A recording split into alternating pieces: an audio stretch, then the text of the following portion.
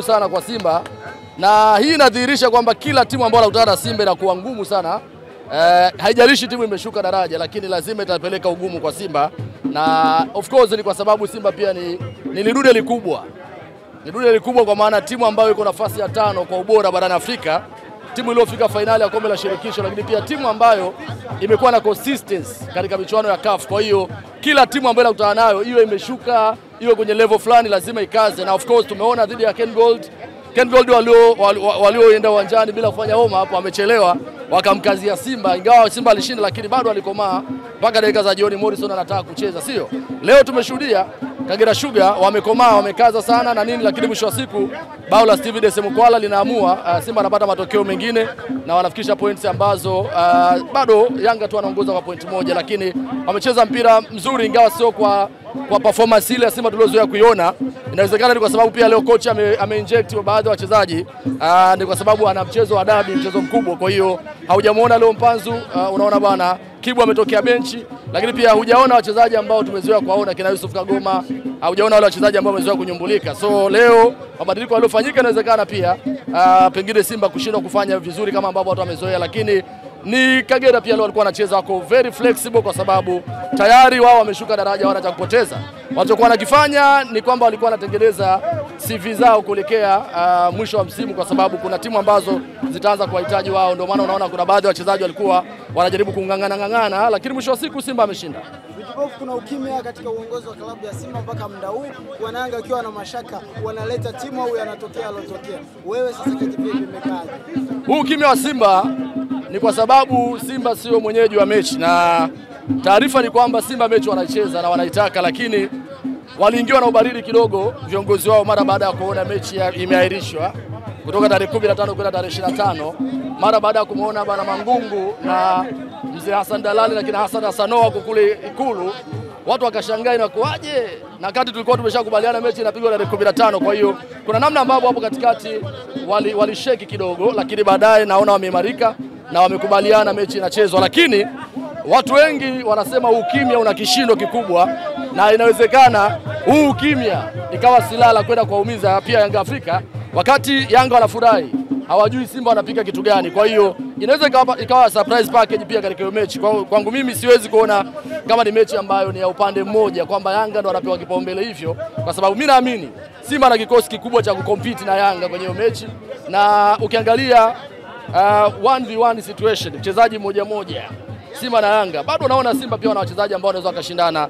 Simba amefika finali brother, na wamecheza mechi 3 ndani ya siku 7, wamekomaa unaona mfululizo, lakini bado alienda kukomaa dhidi ya RS Berkane, amefika finali. Almanusra ashinde ile mechi pale Zanzibar. Kwa wakienda kumwaga jasho dhidi ya Yanga kama alipomwaga pale Unguja pale Zanzibar dhidi ya Berkane, Yanga anatoka damu nakwambia. Vikibofu, kuna watu wanaweza na mashaka na kikosi cha Simba kwenye hizo mechi mbili. Wamemtazama Simba wa leo dhidi ya Kagera Sugar, Simba dhidi ya Ken Gold. Wanaona labda kiwango hakiwezi kukubatwa na Young African. Vipi wewe kitaalamu? Yanga unaona kabisa Yanga ameshinda goli 5 kule, leo ameshinda goli 3. Wanaona kama vile kuna uzani kwamba Simba popote vile huenda akafa. Watoe hofu labda mashabiki wa Simba. Mwandishi umetumwa. Yaani unaweza ukafanya hii comparison ya hii mechi dhidi ya Kagera Sugar na kwenda mechi dhidi ya Yanga Afrika. Like serious? Hii ni mechi ambayo Simba kwanza walikuwa wanalinda wachezaji wao wasiumie. That's fact number 1. Fact ya pili, ukiangalia kocha alijaribu kuputa wachezaji ambao asilimia kubwa ni wale wao wapata nafasi ya kucheza. Mtu kama Ladja Sambi hajacheza muda mrefu, Valentino Oma leo amecheza kushoto, umeona Duchu amecheza kulia. Umewahi kuwashuhudia kwenye full mkoko wa Simba. Kwa hiyo hii sio mechi ambayo inaweza kukupa determination kuelekea mechi yenyewe. Hii ni mechi ambayo ilikuwa inakamilisha ratiba, na of course kocha hajaweza kuweka mbinu zake zote. Kama unataka kuona, hii ni mechi ambayo kocha aliwapa tu wachezaji wacheze, lakini hakutaka kukaza. Wewe Fadlu angetaka hii mechi angemtia Mpanzo ndani, angetia Mkwala ndani, angetia labda let's say labda Ateba, angetia Kibu kule, angetia Kaponge, angetia Zimbwe. Wewe unafikiria kitu gani kingetokea? Kwa hiyo ni mechi fulani ambayo ilikuwa kocha anataka relaxation kuelekea mechi ya dabi. Kwa hiyo sioni kama ni mechi ambayo unaweza ukaichukua ukaipeleka dhidi ya Young Africans. Mechi ya Yanga ni mechi nyingine tofauti kabisa. Sababu unapocheza na Yanga ni kama vile unacheza michuano ya kimataifa kwa level ya nusu finali ya CAF au finali ya CAF, kwa sababu ndio uzito au uzani kwenye ligi kuu ya kandanda Tanzania bara. So sioni kama hii inaweza ikawa kipimo sahihi dhidi ya Young Africans.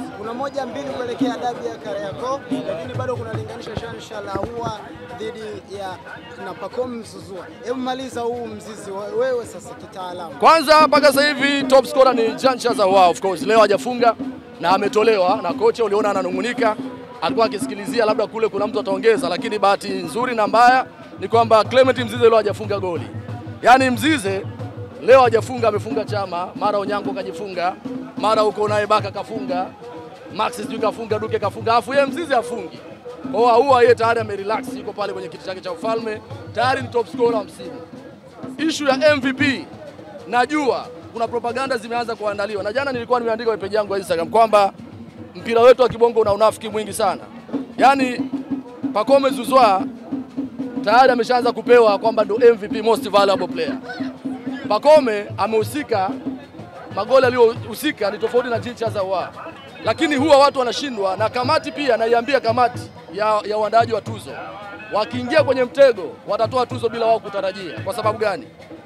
Kinachoangaliwa kwenye tuzo kwanza ni distance covered, yani namna ambavyo mchezaji amecover distance kubwa uwanjani.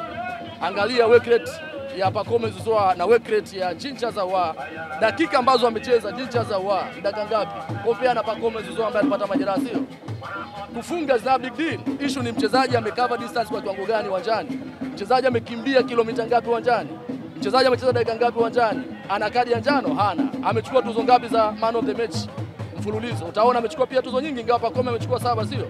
Kwa hiyo unaweza ukasema kwamba mpaka sasa hivi Jean Charles Ahoua kwa namna ambavyo ameconsider idadi ya magoli mpaka sasa, goals involvement mpaka sasa hivi, mtu ameshagonga kitu hadi kufika 25 bro.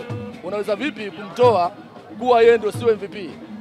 Yaani kama kamati ya tuzo haitaweka matabaka na kama watasema hamna haja kubalance, Jean Charles Ahoua anaweza akachukua top scorer, anaweza akachukua most valuable player kwa maana MVP, anaweza akachukua kiungo bora. Yaani anaweza akachukua kiungo bora, anaweza akachukua MVP,